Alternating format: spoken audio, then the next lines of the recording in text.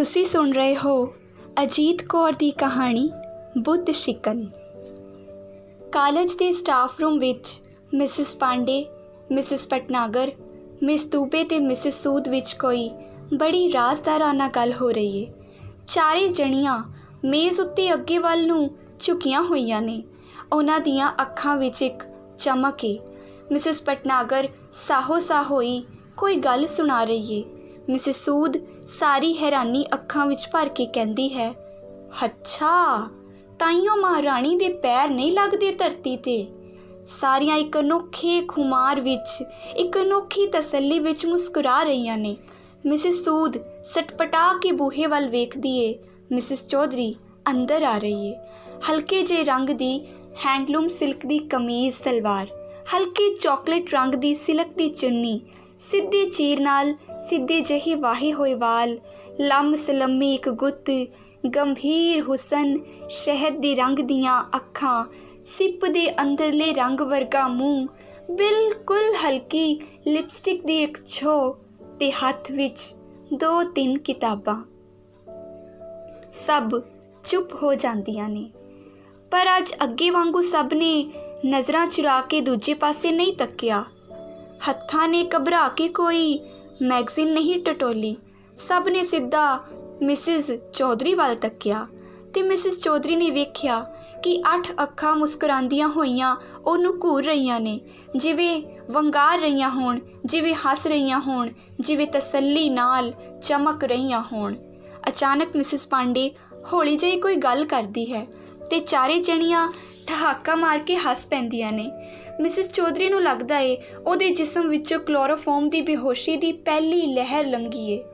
ਇੱਕ ਝਟਕੇ ਨਾਲ ਉਹ ਆਪਣੇ ਆਪ ਨੂੰ ਸੰਭਾਲਦੀ ਏ ਤੇ ਉਹਦੇ ਕਦਮ ਇੱਕ ਕੁਰਸੀ ਵੱਲ ਨੂੰ ਵੱਧ ਜਾਂਦੇ ਨੇ। ਮੈਂ ਇਹਨਾਂ ਸਾਰਿਆਂ ਦਾ ਕੀ ਵਿਗਾੜਿਆ ਏ, ਕੀ ਵਿਗਾੜਿਆ ਏ ਮੈਂ? ਉਹਦੇ ਅੰਦਰ ਆਪ ਘਬਰਾ ਕੇ ਚੀਖ ਉੱਠ ਰਹੀ ਏ, ਪਰ ਉੱਤੋਂ ਉਹ ਉਸੇ ਤਰ੍ਹਾਂ ਸ਼ਾਂਤ ਏ, ਸਿਮਟੀ ਹੋਈ, ਸੰਭਲੀ ਹੋਈ, ਸੁਲਝੀ ਹੋਈ। ਮਿਸਿਸ ਚੌਧਰੀ ਜਦੋਂ ਇਸ ਕਾਲਜ ਵਿੱਚ ਹਿਸਟਰੀ ਦੀ ਲੈਕਚਰਾਰ ਬਣ ਕੇ ਆਈ ਤਾਂ ਮਰਦ ਲੈਕਚਰਾਰ ਨੇ ਉਹਦੇ ਵੱਲ ਉਚੇਚੇ ਤੌਰ 'ਤੇ ਤੱਕਿਆ। ਗ੍ਰੇਸਫੁਲ, ਪ੍ਰੋਫੈਸਰ ਪਰਮਵੀਰ ਨੇ ਕਿਹਾ। ਹੁਸੈਨ, ਸਾਦਗੀ। ਪ੍ਰੋਫੈਸਰ ਪਾਲ ਨੇ ਆਵਾਜ਼ ਵਿੱਚ ਸਾਰੀ ਸ਼ਲਾਘਾ ਭਰ ਕੇ ਰਿਮਾਰਕ ਦਿੱਤਾ। ਇਗਰੋਜੀਸਟੇਬਲੀ ਚਾਰਮਿੰਗ। ਪ੍ਰੋਫੈਸਰ ਸਿੰਘ ਨੇ ਬੜੇ ਰਾਜ਼ਦਾਰਾਨਾ ਲਹਿਜ਼ੇ ਵਿੱਚ ਪ੍ਰੋਫੈਸਰ ਮਲਹੋਤਰਾ ਨੂੰ ਕਿਹਾ। ਕੁਝ ਲੈਕਚਰਾਰ ਔਰਤਾਂ ਸਨ। ਉਹਨਾਂ ਮਿਸਿਸ ਚੌਧਰੀ ਨੂੰ ਆਪਣੇ ਗਰੁੱਪ ਵਿੱਚ ਰਲਾਉਣ ਦੀ ਕੋਸ਼ਿਸ਼ ਕੀਤੀ।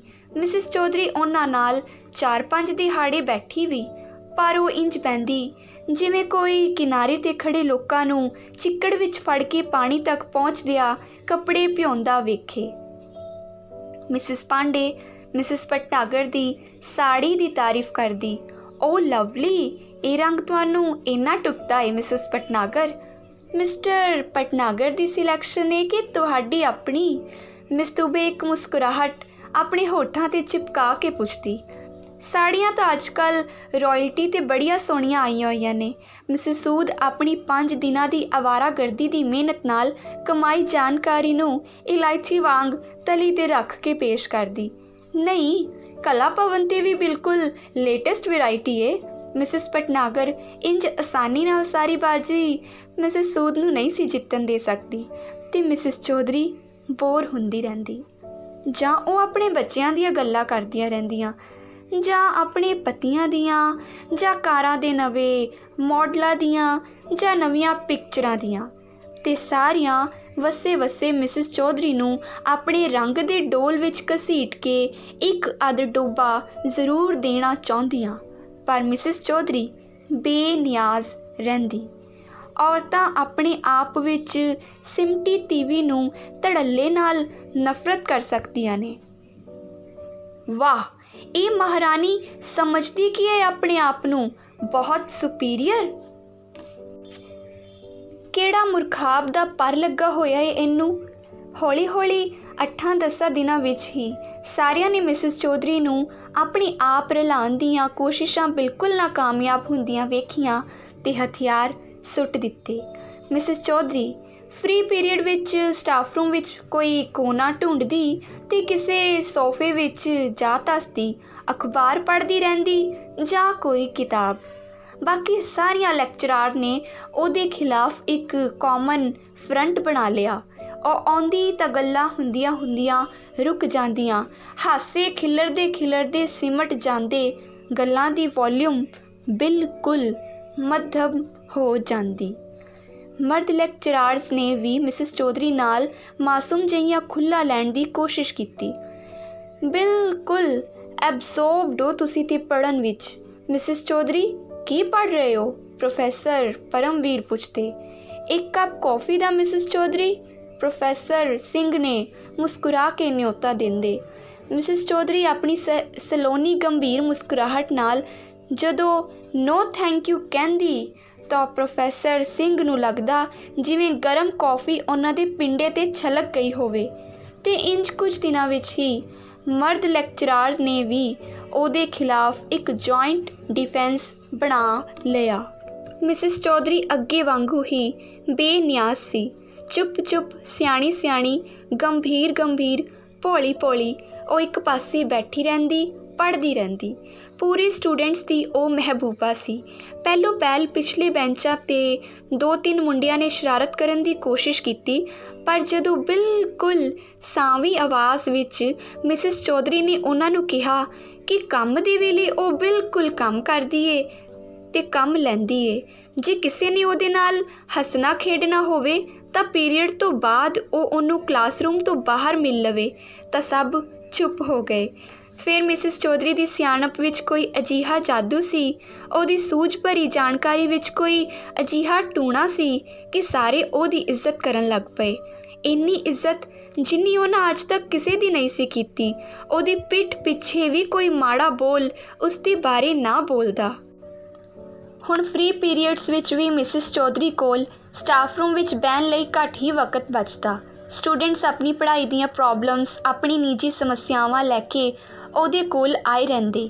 ਕੰਮ ਵਿੱਚ ਉਹਨੂੰ ਇੰਨਾ ਮਗਨ ਵੇਖ ਕੇ ਸਾਰੇ ਲੈਕਚਰਾਰਸ ਉਹਦੇ ਨਾਲ ਹੋਰ ਨਾਰਾਜ਼ ਸਨ। ਸਾਰਿਆਂ ਨੂੰ ਇੰਝ ਲੱਗਦਾ ਜਿਵੇਂ ਉਹ ਇੱਕ ਸੰਗਮਰਮਰ ਦਾ ਬੁੱਤ ਸੀ, ਉੱਤੋਂ ਚੀਕਣਾ ਦਿਸਣ ਵਾਲਾ ਸਖਤ ਪੱਥਰ। ਉਹ ਬੁੱਤ ਇੱਕ ਉੱਚੇ ਪੈਡੈਸਟਲ 'ਤੇ ਖੜ੍ਹਾ ਸੀ। ਉਹ ਸਾਰੇ ਉਹਦੇ ਥੱਲੇ ਖੜ੍ਹੇ ਸਨ ਅਤੇ ਉਸ ਬੁੱਤ ਦੇ ਝੂਰ ਰਹੇ ਕਿ ਉਹ ਇੰਨਾ ਉੱਚਾ ਕਿਉਂ ਸੀ ਕਿ ਇੰਝ ਉੱਚਾ ਤੱਕਦਿਆਂ ਉਹਨਾਂ ਦੀਆਂ ਤੇ ਧੌਣਾਂ ਆਕੜ ਜਾਂਦੀਆਂ ਸਨ ਅਤੇ ਉਹਨਾਂ ਦੇ ਹੱਥ ਉਹਨੂੰ ਛੂਹ ਨਹੀਂ ਸਨ ਸਕਦੇ। ਉਹ ਉਸ ਬੁੱਤ ਨੂੰ ਦੋਹਾਂ ਹੱਥਾਂ ਨਾਲ ਫੜ ਕੇ ਥੱਲੇ ਡੇਗ ਲੈਣਾ ਚਾਹੁੰਦੇ ਸਨ, ਉਹਨੂੰ ਆਪਣੇ ਹੱਥਾਂ ਨਾਲ ਮਸਲ ਕੇ, ਆਪਣੀਆਂ ਨੌਂਦਰਾਂ ਨਾਲ ਖਰੋਚ ਕੇ ਪੈਰਾਂ ਹੇਠ ਰੋਂਦ ਦੇਣਾ ਚਾਹੁੰਦੇ ਸਨ, ਪਰ ਉਹ ਬੇਬਸ ਸਨ। ਅਤੇ ਇਹ ਬੇਬਸੀ ਮਿਸਿਸ ਚੌਧਰੀ ਦੇ ਖਿਲਾਫ ਨਫ਼ਰਤ ਬਣ ਕੇ ਰਿੱਝ ਰਹੀ ਸੀ, ਦੀਵਾਰ ਬਣ ਕੇ ਉਸਰ ਰਹੀ ਸੀ। ਨਾਲੇ ਕਿਸੇ ਨੂੰ ਕੋਈ ਹੱਕ ਨਹੀਂ ਕਿ ਉਹ ਇੰਝ ਦੂਜਿਆਂ ਨਾਲੋਂ ਉੱਚਾ ਉੱਠ ਜਾਏ ਤਾਂ ਕਿ ਬਾਕੀ ਸਾਰੇ ਲੋਕ ਉਹਦੇ ਕੋਲ ਖਲੋਣ ਅਤੇ ਬੋਣੇ ਨਜ਼ਰ ਆਉਣ। ਅਤੇ ਜੇ ਕੋਈ ਉੱਚਾ ਉੱਠ ਹੀ ਜਾਏ ਤਾਂ ਬੰਦਿਆਂ ਦਾ ਇਖਲਾਕਨ ਅਤੇ ਕਾਨੂੰਨਨ ਹੱਕ ਬਣਦਾ ਹੈ ਕਿ ਉਹ ਜਹਾਦ ਕਰ ਦੇਣ, ਅਤੇ ਬੋਣੇ ਜਹਾਦ ਕਰ ਰਹੇ ਸਨ। ਅਤੇ ਇੰਝ ਕੁਝ ਹਫ਼ਤੇ ਗੁਜ਼ਰ ਗਏ, ਪਰ ਅਚਾਨਕ ਅੱਜ ਸਾਰਿਆਂ ਦੇ ਮੂੰਹ ਚਮਕ ਉੱਠੇ ਸਨ, ਸਾਰਿਆਂ ਦੀਆਂ ਅੱਖਾਂ ਵਿੱਚ ਰੌਣਕ ਸੀ। ਮਿਸਿਸ ਭਟਨਾਗਰ ਪੱਕੀ ਖਬਰ ਲਿਆਈ ਸੀ ਕਿ ਮਿਸਿਸ ਚੌਧਰੀ ਨੂੰ ਉਹਦੇ ਖਾਵੰਦ ਨੇ ਛੋੜ ਦਿੱਤਾ ਹੋਇਆ ਸੀ, ਅਤੇ ਮਿਸਿਸ ਚੌਧਰੀ ਦਾ ਇੱਕ ਬੱਚਾ ਵੀ ਸੀ, ਅਤੇ ਹੁਣ ਉਹ ਇਕੱਲੀ ਰਹਿੰਦੀ ਸੀ। ਅਤੇ ਉਹਦੇ ਖਾਵੰਦ ਨੇ ਸਭ ਨੂੰ ਇਹ ਕਹਿ ਰੱਖਿਆ ਸੀ ਕਿ ਉਹ ਉਸ ਨੂੰ ਇਸ ਕਰਕੇ ਆਪਣੇ ਕੋਲ ਨਹੀਂ ਰੱਖਦਾ ਕਿਉਂਕਿ ਉਹਦਾ ਚਾਲ ਚਲਨ ਠੀਕ ਨਹੀਂ। ਮਿਸਿਸ ਭਟਨਾਗਰ ਤੇ ਜਿਵੇਂ 7 ਸਮੁੰਦਰ ਪਾਰ ਦੇ ਕਿਸੇ ਟਾਪੂ ਤੋਂ ਉਹ ਤੋਤਾ ਫੜ ਲਿਆਈ ਸੀ ਜਿਸ ਵਿੱਚ ਇਸ ਰਾਜਕੁਮਾਰੀ ਨੇ ਆਪਣੀ ਜਾਨ ਰੱਖੀ ਹੋਈ ਸੀ। ਉਹਨੇ ਆਪਣਾ ਰਾਜ਼ ਦੱਸਣਾ ਕਿਸੇ ਨੂੰ ਨਾ ਕਹਿ ਕੇ ਹੌਲੀ ਹੌਲੀ 4 ਪੰਜਾਂ ਨੂੰ ਦੱਸਿਆ, ਤੇ ਰਿਸੈਸ ਹੁੰਦਿਆਂ ਇਹ ਖਬਰ ਜੰਗਲ ਦੀ ਅੱਗ ਵਾਂਗੂ ਸਾਰੇ ਸਟਾਫ ਮੈਂਬਰਸ ਵਿੱਚ ਫੈਲ ਚੁੱਕੀ ਸੀ। ਮਿਸ ਦੂਬੇ ਨੇ ਇੱਕ ਵਾਰੀ ਦਬੀ ਆਵਾਜ਼ ਵਿੱਚ ਕਿਹਾ, ਕੀ ਪਤਾ ਇਹ ਗਲਤ ਹੀ ਹੋਵੇ। ਹਰ ਮਰਦ ਜਦੋਂ ਔਰਤ 'ਤੇ ਜ਼ੁਲਮ ਕਰਦਾ ਏ ਤਾਂ ਉਹਨੂੰ ਕੱਜਣ ਲਈ ਇਹੋ ਹੀ ਗੱਲ ਆਖਦਾ ਏ ਕਿ ਉਸ ਤੀਵੀ ਦਾ ਚਾਲ ਚਲਨ ਠੀਕ ਨਹੀਂ, पर मिसिस भटनागर इंज अपने 7 समुंदर पार के अजूबे नूं बेइज्जत होण देना मंजूर नहीं सी कर सकती। नहीं जी, सारे ये पे कहंदे ने ते खलकत की जबान ते खुदा दा नकारा हुंदी है। आहो जी, मिसिस पांडे ने इस स्वादली गल ते जादू नूं कायम रखण विच अपना ईमानदाराना सहयोग दिता। मिसिस चौधरी स्टाफ रूम विच आई तां अगे वांगू गल्लां दी महफिल बरखास्त नहीं होई, सगों एक जोरदार ठहाका गुंजिया, जिवें सारे दिनां दी कसर कढ के उन्हां एक तमाचा मिसिस चौधरी दे गल ते मारिया होवे। सारियां नज़रां मिसिस चौधरी वल घूमियां। अज किसी ने अखां नहीं चुराइयां। सारियां अखां विच एक बेनकाब करन वाली वंगार सी। क्यों महाराणी जी, कादी ऐठ है? मिजाज दुरुस्त ने ना? मर्द लैक्चरार्स ने बेबाक नज़रां नाल मिसिस चौधरी वल तक्या। हाँ ते पाकीज़ा फाख्ता ये नकाब इस लई सी क्योंकि तुहाडा खावंद कहंदा है कि तुसी हैं।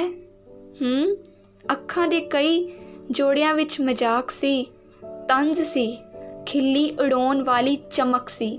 प्रोफैसर पाल ने अज बिना किसी तकल्लुफ तो मिसिस चौधरी नूं कहा, मिसिस चौधरी अजकल एक फिल्म बड़ी सोहनी चल रही है, एन अफेयर टू रिमेंबर। जे शाम का तुहाडा कोई खास प्रोग्राम ना होवे तां चलो। मिसिस चौधरी ने प्रोफैसर पाल वाल गहरी घूरी नाल तकिया। प्रोफैसर पाल ने ओदी घूरी दी कोई परवाह ना करदिया मुस्कुरा के ते खब्बी अख थोड़ी जही दब के कहा, बादशाहो असी किहड़े तुहाडे माँ पुट्टे ने, साडे नाल भी कदी चल पवो। सारे जिवें ये सोच रहे सन कि मिसिस चौधरी एक औरत नहीं सी जिसके साथ नूं, जिसकी मुहब्बत नूं जितन की लोड़ हुंदी है, सगों वो एक डिश सी जिहड़ी उन्हां दे मेज़ ते रख दित्ती गई सी। मिसिस चौधरी समझ रही है ते उहनूं पता है कि इन्हां वंगार दियां हसदियां अखां दे पिछे की है, पर वो खामोश है। उहदे ढिड विच जिवें कोई मधाणी नाल कुछ रिड़क रिहा होवे ते उहदे पिंडे ते सारे लू जिवें सुलगदियां चिणगा बन रहे ने। सारे खुश ने क्योंकि उन्होंने उस बुत नूं घसीट के पैडस्टल तो थल्ले डेग दिता है ते हुण उहनूं हथ ला सकते ने, वलुंदर सकते ने, तोड़ सकते ने ते उहदे ठीकरियां पैरां हेठ रोंद सकते ने। धन्नवाद।